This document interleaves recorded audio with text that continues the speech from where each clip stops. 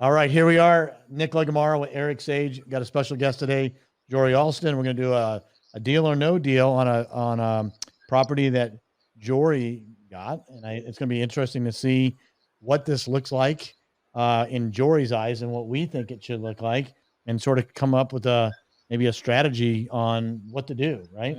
Yeah. What are we going to do? How are we going to exit it? Yeah, exactly. So what's interesting about this? Jory lives down in Puerto Rico. And this property is in Indianapolis, Indiana. Jory, have you seen this property physically? I'm just curious. No, I have not. No, I haven't seen. Do you have any plans to go to Indianapolis anytime soon to see what you're actually going to acquire? No, never. No, no need to. No need to. That's exactly what the answer should be. No. The answer is no. Pictures and video will work just fine. So tell us a little bit about this thing. How did you get it? What was the motivation of the seller? Why did you get it and not somebody else? Just give us a little backstory on this, if you don't mind. Yeah, I got it from another wholesaler investor who sent it to me. Someone who's in the sub 2 group, but also watches my podcast. He reached out to me and sent it over. And the seller's motivation was the seller's cousin is a tenant renting the property, right? He can't evict her. She hasn't paid in probably 6 months to a year. I guess she's been getting kind of nasty, but it's, you know how family stuff happens. You don't pay, and now it's like they're on the brink of not talking ever again. And his aunt's mad at him because he's not letting his cousin rent the house for free. He's like, "Look, I don't want nothing to do with this house anymore. I need to get out of it, so I want to sell it." That's how a lot of these tenants don't want to be the bad guy, and then we come in. I mean, if you just pulled a list on family members living in landlords' properties, you'd do very well for yourself. Yeah. You definitely could. So, we came in and we were told that the lease was month to month and was ending. So it should have been a very easy way to get the tenant out, but it wasn't that easy. So we've been dealing with the situation for a few months ourselves now still. But we're able to handle that. We bought a lot of homes that way. We've been buying a lot of homes where we're not trying to come in and evict the tenant. We always try to turn the tenant into the homeowner first, right? So we're buying a lot of rentals. We're trying to turn the tenant into a homeowner by selling it to a land contract. If that doesn't happen, then we'll go, a different way. But on this one, this tenant's just been pretty. She's probably the worst tenant I've ever had to deal with in my life. So I see why the seller wanted out. Yeah, so the seller's I would say a beat down, tired landlord. Super beat down, tired landlord. As tired as they can get. As tired as they get. And there is debt on this, correct? She has a mortgage. There is debt, yeah. I think there's like $66,000 left on it. We'll pull that up in the model. So so your initial strategy is to take it down subject to turn it into a wrap mortgage. Is that correct? Correct. Yep. So the exit is a wrap, not a short-term or long-term rental. No, we like this. We like to do whatever we buy. Our first exit is always to wrap it if it's a sub 2, or just buy it with private money and sell it on a owner financing term. So, as is.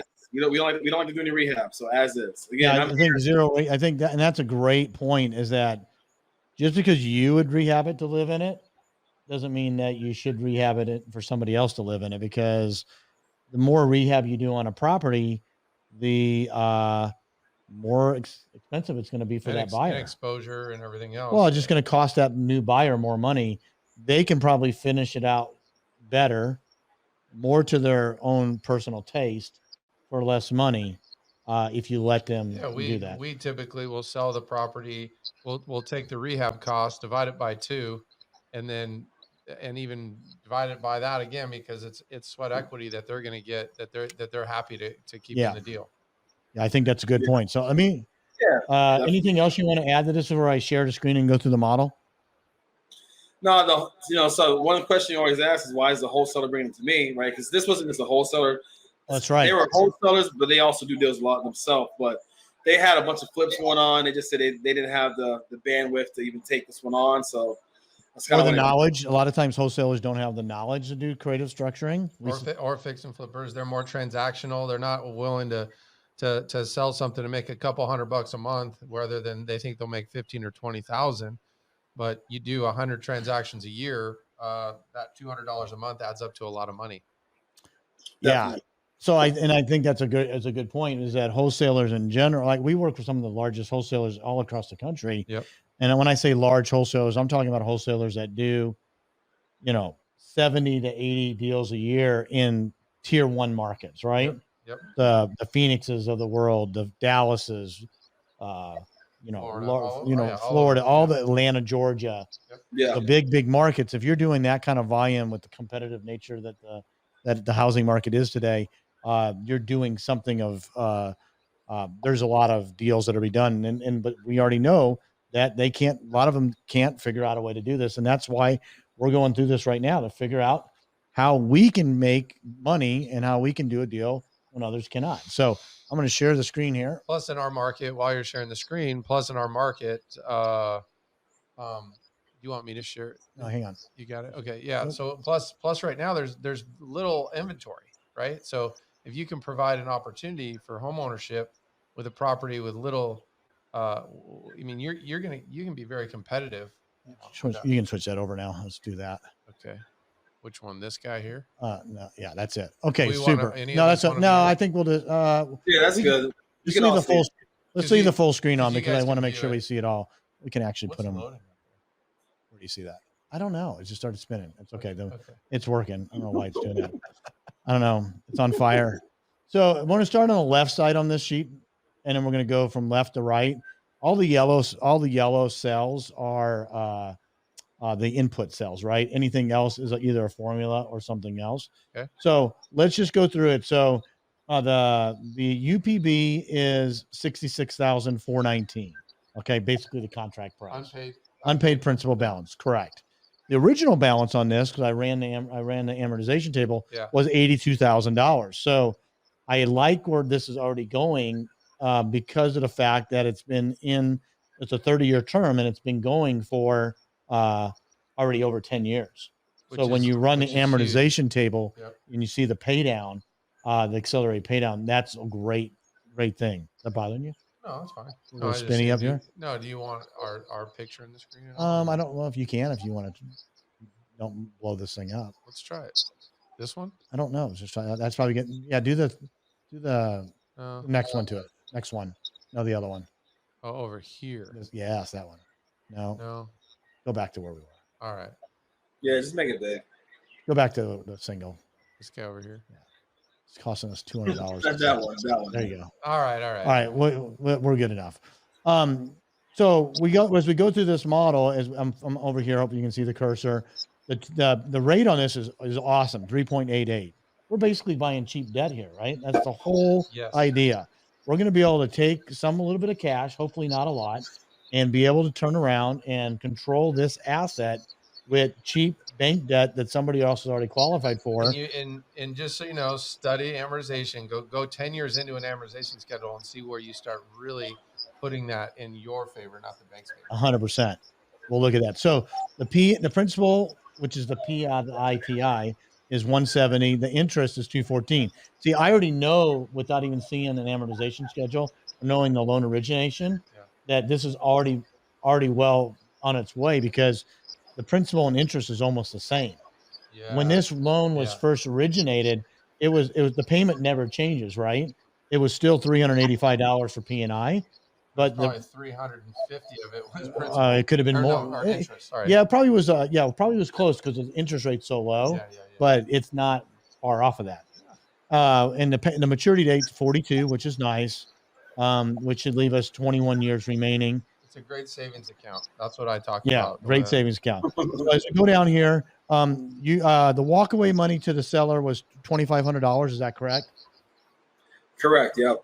Okay, so basically what we're saying here is that the seller agreed to allow you to take this property, deed it over, and take over the payments, not assume the payments, but take over responsibility of the payments for basically $2,500, correct? Correct. Yep. All right, super. I got in here $1,000 for closing fees. There's some other fees in the bottom. This is obviously a number you can calculate in. There is a little bit of arrearages here, correct? $3,500. So really what we're saying here is that we're going to pay the bank $3,500. We're going to give the seller $2,500. So the seller is really getting about $6,000. And out Right? of that 3,500, some of that will go to principal. Some of it will, yeah, Yeah. absolutely So will. you're not just throwing that to the wind. But for the modeling, I want to keep it as conservative as possible. Sure. We're going to make the assumption that we get no value, but we know Okay. that we do. So with Okay. the model works, getting no value on the model, Right. and then we know it's only going to be a better deal. I have some closing costs on the buy and the sell side because we know we're going to have to sell this house. So I just put it in there because we need to know how much the cash that we're going to need when we take this thing down, and we're going to close it in 30 days and sell it. Yep. So that's what those two numbers are: 2,100 on the sell, 4,200 because there's a buyer's agent fee, and the buyer agent fee I just put in there at 3% of the sell price, pretty standard and customary. But if you go sell this on yourself, then you just saved yourself the commission and put it in your own front pocket. But there again, we want to model worst case scenario. I'm going to put 2 months of payment in here if it takes us 60 days to exit out of this. Yep. Now, here's where we got, this is where we're at here. I got you in at $28,000 in an agent fee. Is that, so explain to me what that is. Yeah, that was basically the wholesalers. That's the fee that they were trying to get for the property. Was So the wholesaler's getting $28,000 in this example, right? Yes. And how did you negotiate that? Did you negotiate that as, did you give them money up front before you signed the contract? Are they going to get paid on the HUD when you close? Are they going to get paid? We did it. They're getting paid in the HUD at close. All right. So they're going to get paid day zero, basically, right? Day zero is the day that where all the money that has to come out of pocket gets paid at closing, and for you to start taking control, right? Correct. Yeah. All right. So there again. So the total cash to close is about $43,200, which is everything that's above right there. And what you're going to need when you close it on the back end. Okay. Mm-hmm. So the total acquisition price is $109,620. This line 30 here, this green line, which is basically the payoff of the first loan, the rearages, the cash walk away to the seller, the wholesaler fee, and the closing costs. Okay. All right. So that's what it is. So now let's go over to what we're going to do with it. So where this was day zero, we're going to look and we're going to say we're going to be out of this property completely in 60 days. How long, once you take control of this property, assuming it's vacant when you get it, is it going to take you to find the buyer? Let's start with the buyer first. You're not doing any work. Usually we can find a buyer. Usually we can find a buyer. If it's like, our top markets, we can find a buyer within a week, right? So I'll say because we're not actively always marketing in this Indianapolis market, it probably takes about 2 to 3 weeks. All right, let's be conservative. Let's say 3 weeks. I think that's probably about 18 days longer than it probably will take. But being conservative. But we're being conservative. Yep. So was 2 of those 3 weeks. Jory is leaving Puerto Rico and going someplace else in the world, so he's really not going to even worry about it. But that's a different story. So I've got the Zillow. So what I like to do is I like to see what the market value is relative to what people are going to look at, right? Okay. Is Zillow the right number? No. Is Realtor.com or Redfin or any of these other ones the right number? Maybe they are, maybe they aren't. But that's what people are going to look at. And I think it's a good starting point because we want to model. The idea is to model this before you make the commitment to say yes to whatever this is, right? Yeah. That's part of the thing. So the average on this is 145. I got the rent value at 1350, which is an important number, and we'll talk about that here in a second. And then I calculate the owner finance value at 142. So how did I get to the owner finance value? Well, if you were going to do repairs on this property, Jory, how much do you think it would take in repair money? Probably, if I was to do it, probably 15,000. All right, so we say 15,000. Okay. So if the average was 145, we take 7,500 off, and we do a 50% adjustment. So we're going to give them a reduction in the sales price. Yep. Okay. We're going to set the new value, but the owner finance value has a premium. Mm-hmm. The adjusted value, and this is very subjective, right? Yep. At the end of the day, our owner finance value on this property is, I have it about $142,000. So my question to Jory is, based on what you know, the location of the property, the demand for seller financing, is 142 a conservative price on this property? I think so. Yeah, I definitely think so. I think so too. I think it actually could go a little higher, but there we go. We're modeling. We want to model conservatively. And if you're able to go sell it at 155, guess what happens? Everything goes up. But you don't want to model it at 155 and have it come in at 142 and go, oh crap, I just made a huge mistake. And now I'm stuck with cash out of pocket and a property that I'm not going to be able to make money on. So I have in here, I in the modeling, I put 10% down. I think that's a good number. You might take a little bit less. You might get a little bit more. Any issue do you think getting 10% down on a seller finance property? No, we get 10% down all the time. I've done 700 plus of these, and I don't know how many you've done as well. Yeah. I think I can count on one hand the number of properties where I took less than 10% down. Yep. But The only reason we always, I mean, if we can get 10, obviously we get 10,000 or more down, our success rate with a good qualified buyer that's going to pay you for the long term is very, very high. It's really the good. main things that I see why there's less down payment than 10% is because people don't ask for more down payment. Right. Right. It's really that simple. You go, I just did it the other day. how much do you got? I got $5,000. Okay, it's a deal. I just did it the other day. It was I was expecting 5,000 and they had 10. Well, I never asked the question. I never tell them. I didn't say. I was assuming they had around 5 based off the property, and she goes, "Oh no, we'll put down 10." Well, they asked how much is the down payment. I always go, well, how much do you have? What do you have? Well, I got 15,000. I go, we really were hoping for 20. Do you think you can come up 5? And they go, yeah, let me see what I can do. Hey, but you know what? I own the house next door. Oh, that's a whole nother one. I'll put it. How about you can collateralize my house for 20, and I'll put down 20. Oh my God, that's a real story. That really this is a long distance call. I can't afford a bill on this one, so we're going to pass on that. Right. So we're at 142 and 14.2 down. Okay, so the loan amount's going to be 127,800. Okay, but what I would do personally is I would write a first and a second lien, and we'll explain the reason why. Okay, as we get on. So I'm going to write the first lien at 9.5% and the second lien at 10.5%. So the blended rate is going to probably be 9.6, 9.65, which is fine because 75% of the debt is in the first lien. Only 15% is in the form of the second. Right. Okay. So as we scroll down here, we got a total P&I in. We're going to receive of $1,098. Okay. We only have $385 going out. So I like where this is going already. Okay. Not including the 10-year bonus we got on the pay down. That's another 171 to 200 a month. Well, we'll see that in the chart below here in a second. Okay. Just trying to set the table for where we're going on this. Okay. I've already got the closing cost in there. Remember, we already calculated that in there earlier. Yep. Now here's where the first hurdle comes up, and this is different for everybody. This dark blue box right here is where we would plug in money if we were going to use investor capital. Okay. Yep. Because not everybody has $43,201 laying around to control a $160,000 asset, right?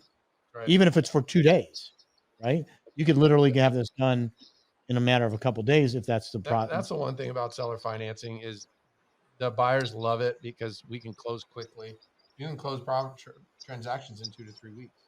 100%. Appraisals and all this other garbage. Appraisal takes longer to close. Traditional banks go through. It takes longer for an appraisal to come back than it does for me to close a seller finance deal. That's correct. With full underwriting. And then what you get you have instant cash flow. It's just happening. Well, the second they sign the documents, it's cash. You got cash coming in because accruing the payment. Yep. I'm going to leave this out right now because it's a little bit too technical to go in for this, but we might dive down and do another deal or no deal where we really dive into the private side of it. The no money down so we're going to just go through and pretend like Jory has the $43,000 and what he can do about it. He can use transactional money. We can get hard money. We can plug it in very easy, but let's just go over to here because in the walkaway model, because there's 2 different models and it really is going to depend on where Jory wants to go with this. Whether he wants cash now, cash flow, cash later with no risk, triple dip, or does he want to have a little bit more of a risk and get even more money on the deal? We're going to model this because as if there's no cash out of pocket as quickly as possible, little to no risk, and generate cash flow, cash later. Okay. And we'll show both examples. So on going over here to the deal summary side. So right now, Can you real quick? Can you have us in one of the squares? I would tell you to. I can do this maybe. Let's see here if I do. I'm just curious. I know you're always asking. No, I just like. There you go. Is that what you want? Yeah, that. Is that what you're looking for? You want that? You want me to go there? How about? Or do you like us up here better? Wherever. We're over here. We're up here because we're going down on the streets. All okay. Right, good. So here we go. So now we're in the deal summary. Okay. So the transactional cash is how much we're taking in on the down payment, right? 14,200. That's the 14,000. It's cash coming in. Yep.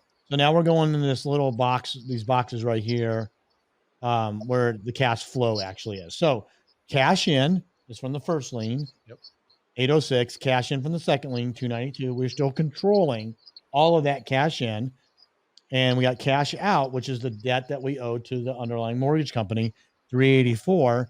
And the payment, the net monthly payment or cash from the payment in and payment out, $713. But we had to put $43,000 to control this right now. Okay. Now, how many turnkey rentals get you $713 a month? The ROI, I'm going to skip down a little bit. If you go down here, the ROI on this is 40 months. Okay. Me personally, I like my return on my investment of capital to 12 months or less. Okay. So if I'm going to do this deal, a couple things need to happen. Okay. And we're going to go back and how we're going to change it in a minute. And we're going to go back to the wholesaler fee is one of the things I'm going to look at changing. Okay. And I wanted to go through this first and show where we are. Okay. So the one thing that's really important is that we're going to underwrite this borrower and use a full RMLO, which is a residential mortgage loan originator that's going to underwrite this so we stay compliant with Dodd-Frank. Okay. Even if somebody's only doing one deal, highly recommend using RMLO, because if you don't use it, you're going to totally screw with the value of that note. The note is super valuable when you underwrite it with with a licensed mortgage originator, because now you've underwritten the borrower and proved that they can make that payment every month. Yes. By a third party. And when you add the servicing into it, then you have a clean file to do it. And you add the servicing in it, that also adds value because you're not handling the payment. The payment's going to a servicer. They're escrowing the taxes and insurance, and then they're going to put the money wherever it needs to go. They're going to take $385 or whatever the number is. They're going to pay Wells Fargo or Citi or wherever it is.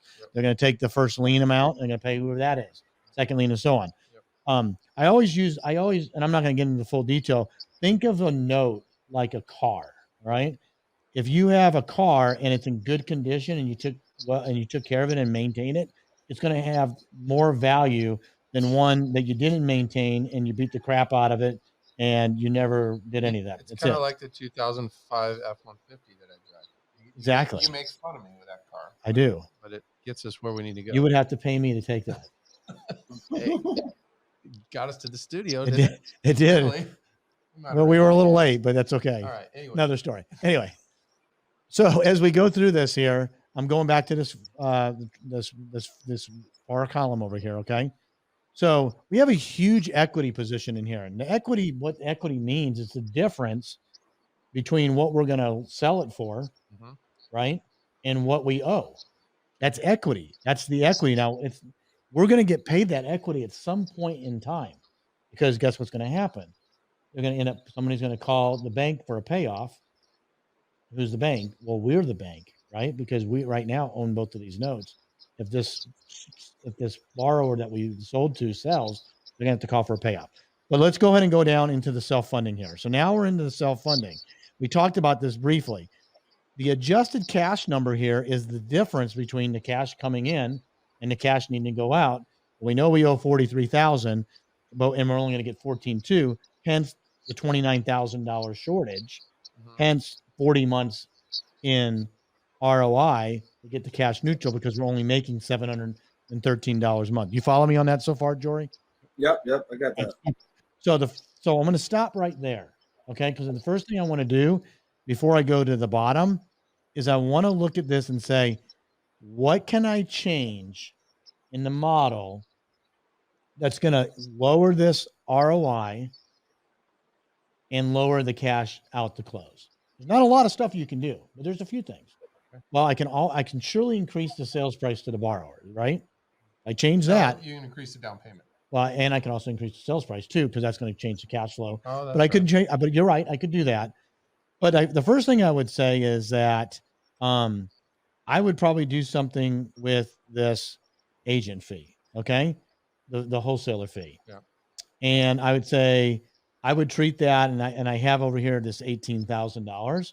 So what I would probably come back, and this is part of the negotiation piece when we're trying to figure out if it's a deal or no deal, right? Yeah. I would probably come in here and I'd say, I'll give you your $28,000, but I'm only going to pay you $10,000 today at closing. I need you to carry the $18,000 for some period of time. Okay. And that period of time may only be 60 days. And I'm going to show you where that is here in a second. So I just adjusted that right now. Okay. And as soon as I adjusted that cash out of pocket, the ROI on my cash dropped to 15 months. Okay. So I only put 10 instead of 28. Yes. Yeah.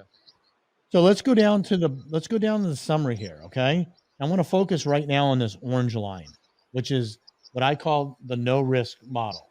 And what that means is that how do we structure this deal where we have little to no risk, little to no cash out of pocket as quickly as possible, but still have cash flow and a lump sum payout. Okay. Right. Be careful with that. I know touching- you're I'm not looking at touching it. you're Not looking at it touching like my kids. So we're gonna look at this orange line here. Okay. So let's just go across and explain what these numbers are. Okay. I have it as a 30 to 90 day payout. Really, this can be as little as 20 days, 10 days. It's really Depends on your lender. But I left it at 60 days. Okay. So 60 days from now, we have a UPB payout, unpaid principal balance payout to the bank, right? Plus all the cash we put in. It's this number. It's basically our buy price. Yep. Well, in 60 days, our buy price isn't going to really change. Right. Not really. We still have all the expenses. Right. I left it at 91,620. Okay. Okay.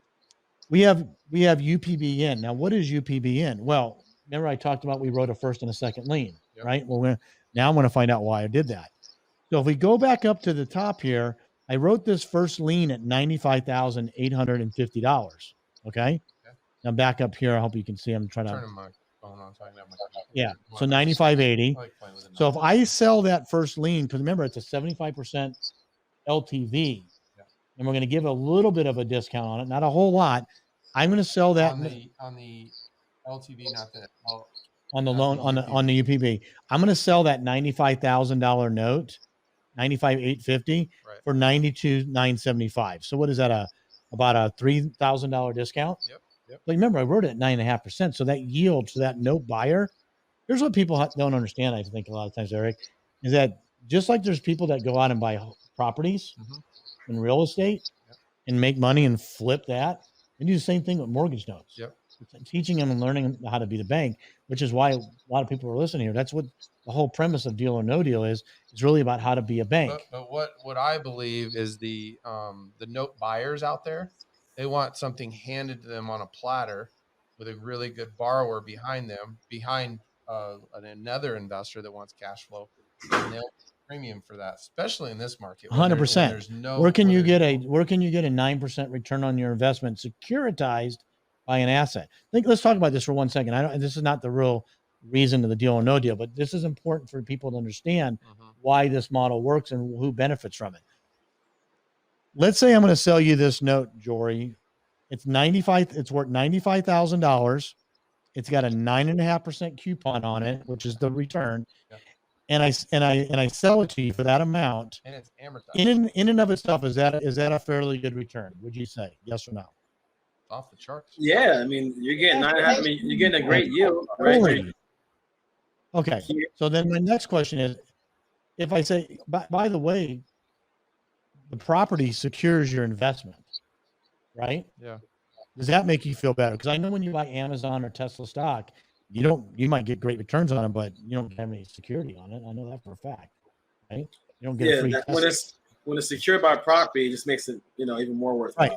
I'm going to add one more benefit to the note buyer. By the way, that $95,000 note that I'm selling you at 9.5% return, not only is it secured by the property is worth $150,000. Let's talk about that for a second because it's important to understand.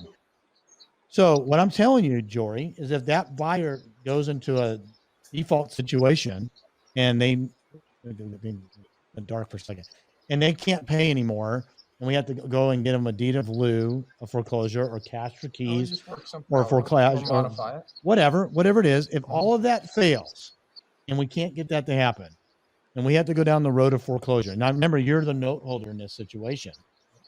Do you feel like you have a pretty good chance of liquidating that asset for more than what you invested into the deal? Definitely. 100%.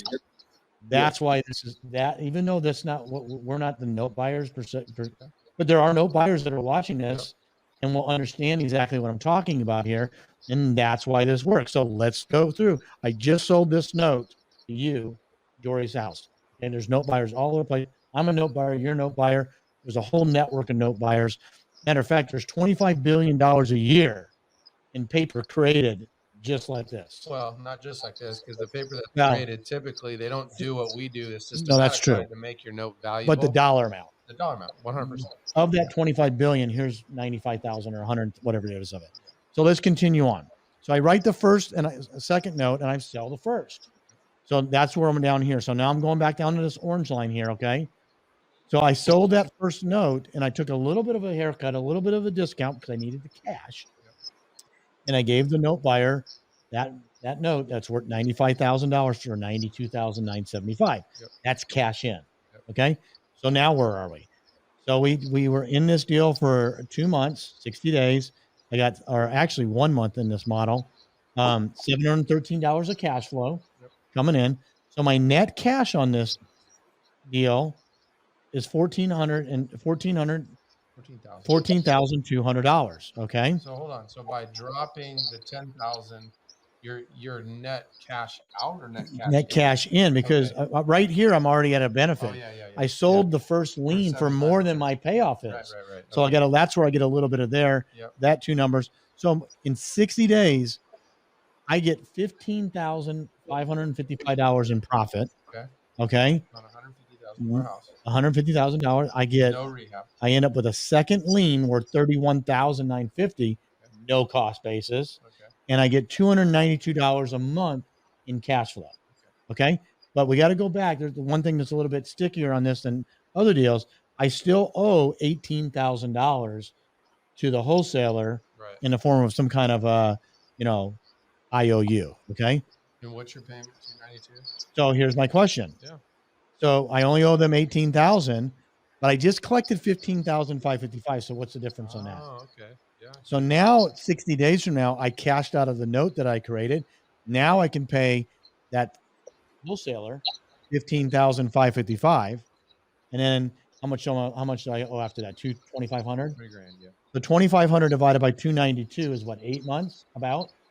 It's going to be about that. 292. Yep. So what we're saying is that if we can pay the wholesaler the other balance.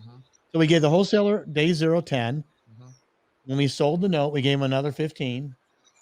And then we give them another. Or you just negotiate with the wholesaler. Well, I get it. I'm just using this. The whole 3,000, be done with it. Well, they're not going to sell their property to anyone else anyway. But if this is the deal, you negotiate. Yeah.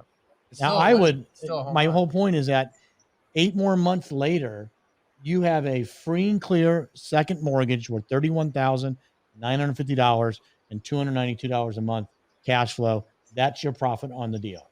Okay. If you go over here and you're able to change this number and you only give him $15,000 total to do this deal and you renegotiate it, you're completely out of the deal. And now you got 10,500 cashed and 292 and 31,950. So, okay. See what I'm saying? So you just tell them, hey, this is where I got to be. And most exactly. wholesalers will work with you for that. And if you want to put them in the back end of the deal, just do it. Yeah. Tell them I'll pay you 10 now, and I'll give you 20,000 a year from now, and take the cash flow or whatever. Or longer. Whatever. But a lot longer would be good. All right. So let's just say I'm going to go back and put the full 28,000 in here. Okay. Give me a second.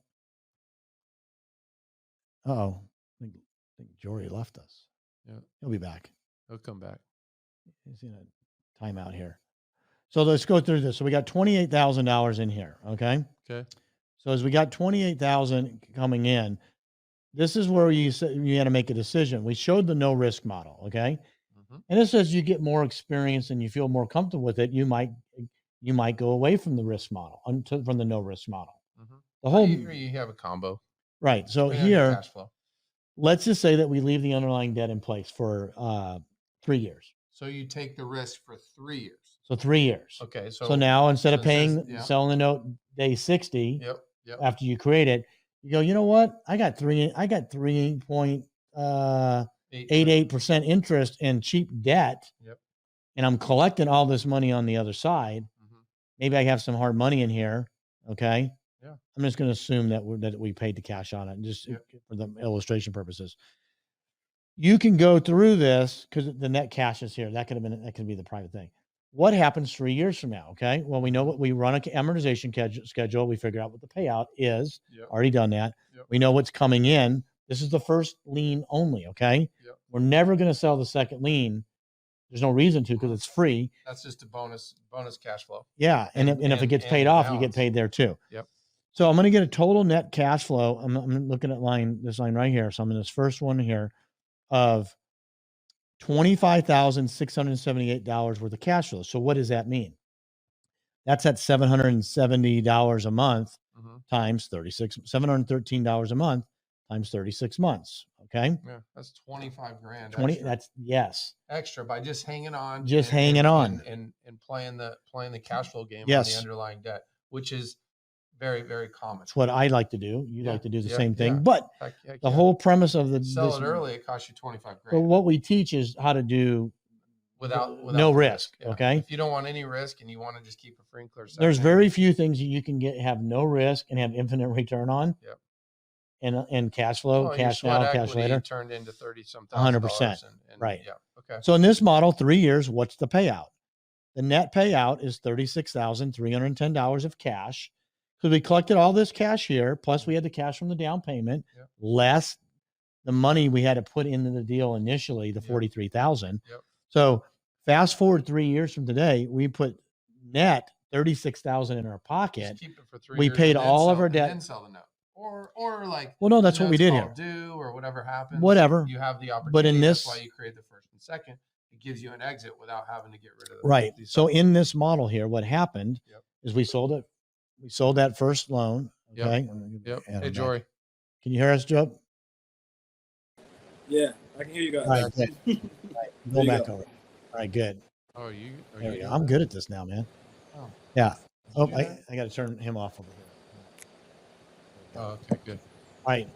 So what we're at here is that on this, you front the $43,000, but you get all of that $43,000 back, right? Plus another $36,000 as your net. Okay. Okay. So just to put it back into where we are. 3 years from now, you leave the debt in place, you service it all, and then you sell that first lien in 3 years instead of today. You're going to make $36,000 in cash.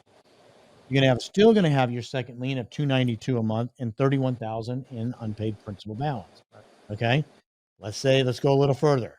Let's say you get that to go 5 years. 5 years. Which is easy. There he goes. Now it's worth $56,493 cash, and your net. And your cash flow over there. Second lien never changes. I mean, on the back end, still 292. 292s. If you go 10 years, you're at $106,000 in 10 years. Profit. Cash. Oh, cash. That's only part of the profit. You still get $292 a month cash flow. Yep. And you still have a UPB, unpaid principal balance, of $29,272. So let's just say, for illustration purposes, you run this out in 10 years from now, the borrower pays this off. Okay. Borrower pays off. Borrower pays it off, and they call the bank. Who's the bank? You're the bank. We're the bank, right? Because we wrote the note to the borrower, and they ask us for the payoff, and we're going to give them the payoff, and all of that collectively together. Plus, we're going to take all that down. We're going to wipe out the first lien. That's going to be this 106 plus this 29, $135,000 in 10 years. Not bad. Deal. Not bad. For basically an upside down deal that no one wanted from the beginning. Yeah. Didn't you say the wholesaler couldn't figure out a way to make money on this one? Yeah. Well, he said that he was tied up. He hang had on. too many projects going on. He was in the flip it, so he had too much stuff going on for him to buy it, rehab it, and flip it. The reason is irrelevant. The bottom line is you got it, right? I mean, at the end of the day. So I hope they're picking that up on this thing. Hopefully it works. Quick question. I don't know if you mentioned this, Nick, but how do you determine what you're making the first and the second note at, the values? So I always run the first lien at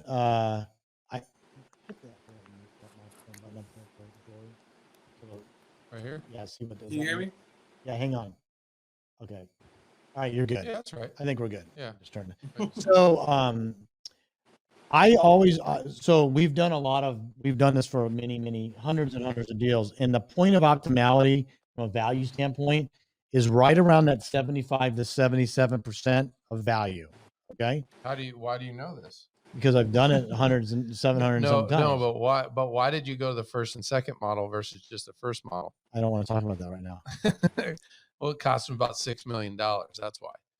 But the reason you did, and now you do it, is because you were selling the first for 75% of value, which is what you're doing now, but you lost the equity in that second. Yes. So that's why we created this entire model to share with our.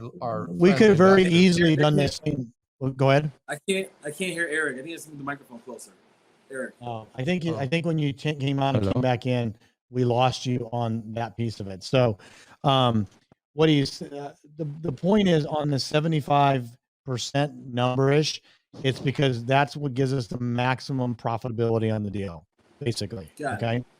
So, that's it, and that's why we do it, and it just it's the right mix of risk versus return, because if we would have sold this at a 90% LTV and I got rid of the first and the second, the discount would have been so great. We would have just, all that profit would have been lost by having to sell the note. The note buyer is, Jory, you're saying you can't hear me?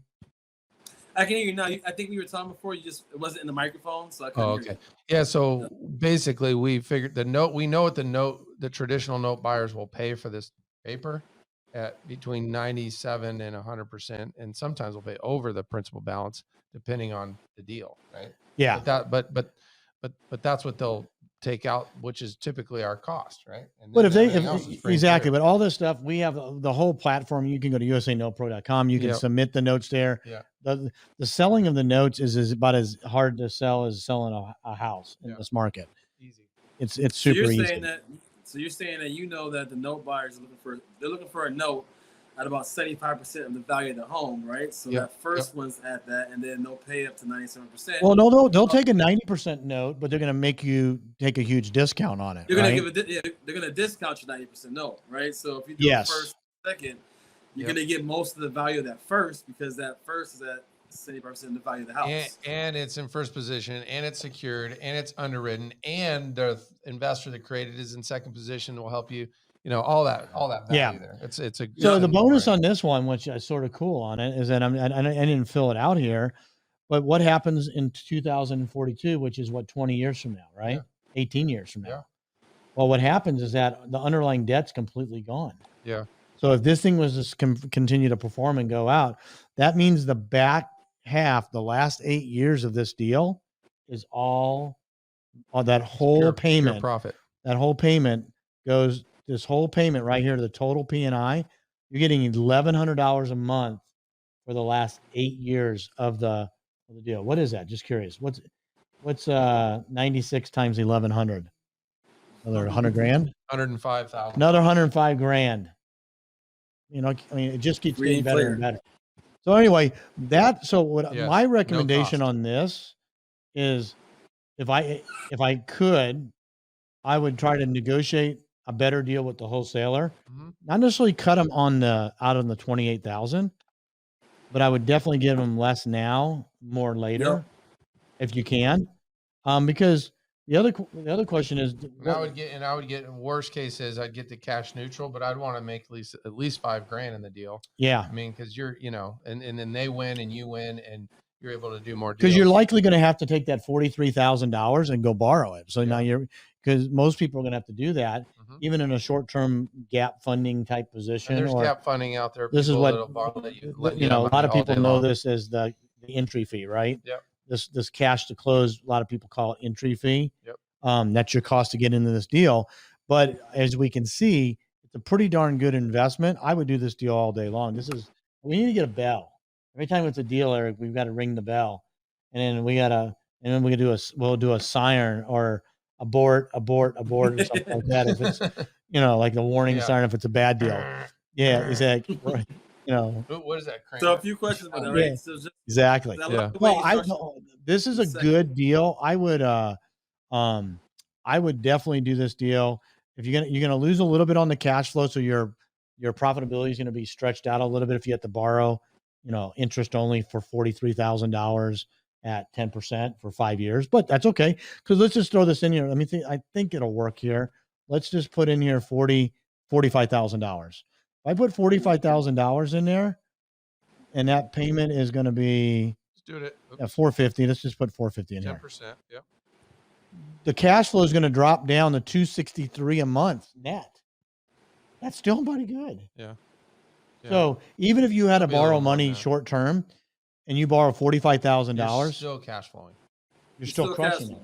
Yes. And you're going to be caught up on that, in a couple of years. You give your private lender, the gap funder, give them a couple grand, maybe guarantee them 3 or 4 or 5 months up front, not up front, but guarantee them 3 or 4 months, because they're only lending you 45,000. So even at 10%, so maybe you give them three grand guaranteed or something like that. Joy back that second one Right here. Yeah. This guy. I think it's that one. There he is. Or is it the next? Go to the next one. Wow, No, go the other way. Other left. This one. There he is. Wait a minute. No, what did you do? Go to the other one. Right. There you go. Perfect. There you go. Awesome. It was the one screwing with us. You're good. So I think this is a great deal. I would do this all day long. I think the question, you don't want to run out of cash too fast, right? Because then you're stuck doing deals. So regardless if you have $5,000 or $500,000, you want to make that money last as long as possible, especially if you're able to cash flow it. So the sooner you can leverage that, you can leverage 100% of this deal and still make $250 a month. You might not make as much long term, but that's okay, because you're still making, a lot of return on this deal. Jory, you have any questions on this before we wrap this up? Yeah. So I love the way you structure that, right? Because that's the way you say the no risk. I'm able to get my money back out of it and still cash flow if I sell that first lien, right? On that second lien, what's your mindset? Hey, if the homeowner was to foreclose, right? You're already no risk in it. So your mindset is, hey, I'll get what I can get. If I lose it, I got my money back. I'm doing more deals with it regardless. Correct? Well, I always just what I always do is I get a right of first refusal on the property. So if they default, I just go to them and say, hey, you're gonna have to sell it. Just sell it back to me. We'll work something out, and you can move on and I'll go just sell it to another buyer. And you can do that. You don't have to do that, but why not? The question becomes, if it goes to default and they just it goes into a foreclosure situation, do you chase it for $29,000? And it just depends on how easy it is to get back, right? Honestly, the first lien, the way we have this stuff created, the first is sort of tied. It's not, they're separate liens, but they're making one payment to the servicer. As long as the first lien holder doesn't take that away from the servicer that it's in, it's never been a problem. I guess anything's possible, but they're making that payment. So if they're not making this $1,098 payment, highly unlikely they're making the payment on the first and not on the second, or vice versa. Well, they're getting their statement. They have 2 payments, but they send in one and it gets split off. Typically, they don't just make one without the other. No, it's all in the same statement. It's all one payment. One statement. Yeah, you get one statement for the full amount, but it's broken down. Yeah. Very rarely do I ever see. I've never seen anybody make second payment only, and not make the first. No. I think I may have seen it happen once, maybe twice, where they make the payment. What happens is they don't even know what they're doing. They make a partial payment, right? So let's just say that this $1,098 is the full payment. They'll make a $900 partial payment, but since it's greater than the payment amount for the first, they'll get credited on the first. But there again, those are it just depends, Jory, on what that looks like and how I would structure it. It would just depend. It depends on how much I'm willing to try to get that. Like if that house got a big deal, is going to sell for more, and I'm going to get all my money back at foreclosure when somebody else buys it, then I'll just let it go to foreclosure, and it's your money. You're in the lien position, assuming that the first lien is paid for. Yep. That's it. So it's really just a personal preference. It's the way I look at it. It's sort of like I'm playing with the house money at that point in time, and it just some people want to work for that. That they want that $29,000, but it may not be really $29,000, right?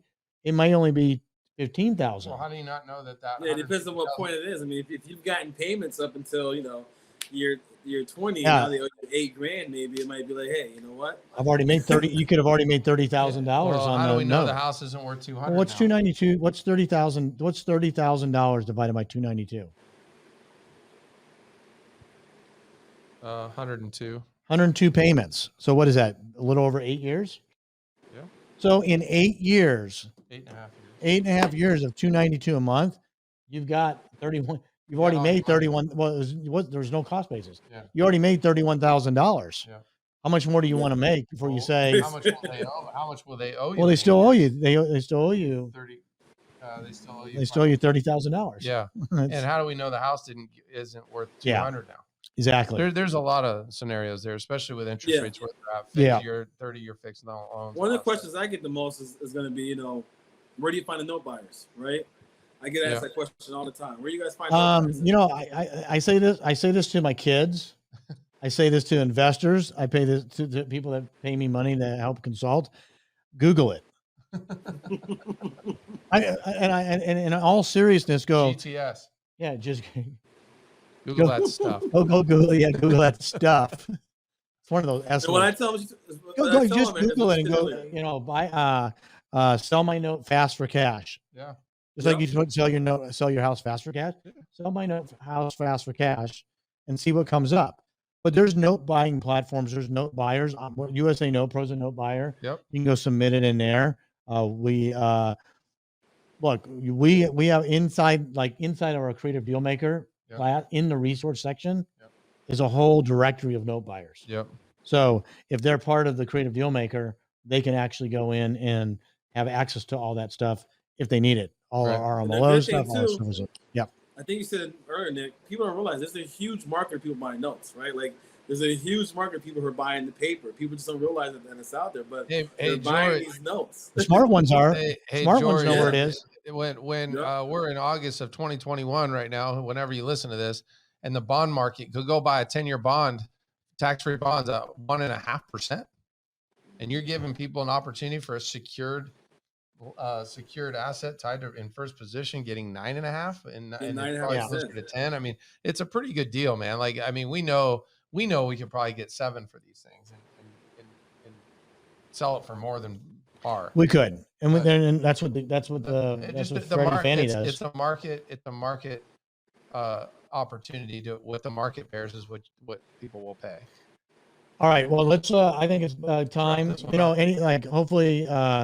All the questions that were asked in the chat, we got through most of them and answered them. Yep. If anybody has any other questions, they can reach out to us at creativedealmaker.com. Yep. They can submit their information. Is there a way? If they want to send it, they can go to creativedealmaker.com or support at creativedealmaker.com. Yeah, or they can put it in the chat here too. They can put the information and we'll get that off there as well. So, Jory, this is an awesome deal, man. Congrats on getting this done, and I'm sure we'll have you back on and see if there's anything else we can help you with. That is ring the bell, the virtual bell that we don't have for a deal. And we'll see everybody on the next one. All right. Take care. Thanks. All right, guys. Oops. I hope when